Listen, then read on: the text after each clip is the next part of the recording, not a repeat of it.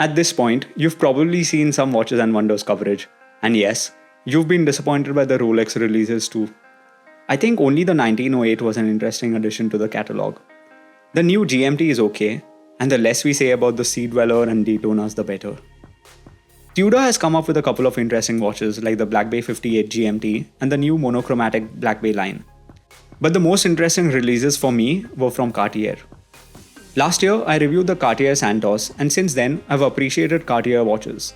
This year, the French brand has expanded on the Santos collection with 3 new options: a new brown colored dial, a steel and yellow gold Santos, and a completely new Santos dual time. This watch adds 2 complications, one to track a different time zone, and the second, which is a day-night indicator just above the subdial. In an anthracite sunburst color, this is a good looking watch, at least from the photos. Now priced at just over $9,000, I don't think this is too expensive in the grand scheme of things, especially given all it offers. The only downside is that it's only available in the large configuration. More Santos watches have been added as part of the Dumont line. These 3 models are in precious metal, with one in yellow and one in rose gold.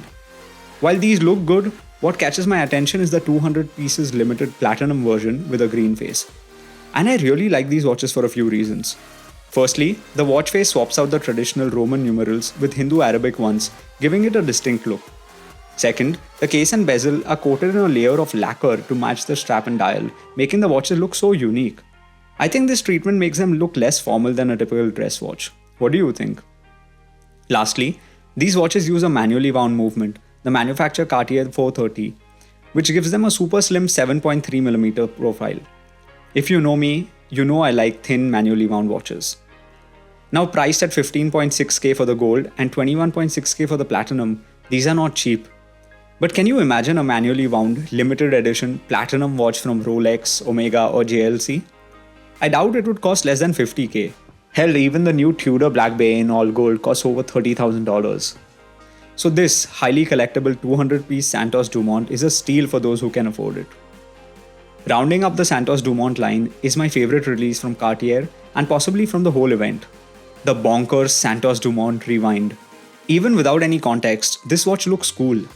I love the red carnelian stone dial with the applied Roman numerals and breguet or apple hands, all housed in a platinum case. But start looking closer and you'll see something odd. The numerals seem mirrored. That's because this crazy watch rotates anti-clockwise, that is, in the opposite direction of any other watch. This MC230 movement has been modified so that all gears rotate in the opposite direction. The solid caseback is signed with Alberto Santos Dumont's signature and its mirror image. All this is housed within a case just over 7mm thin. I know it won't be for everyone, but I just love this quirky design. I think it's so innovative and plain fun.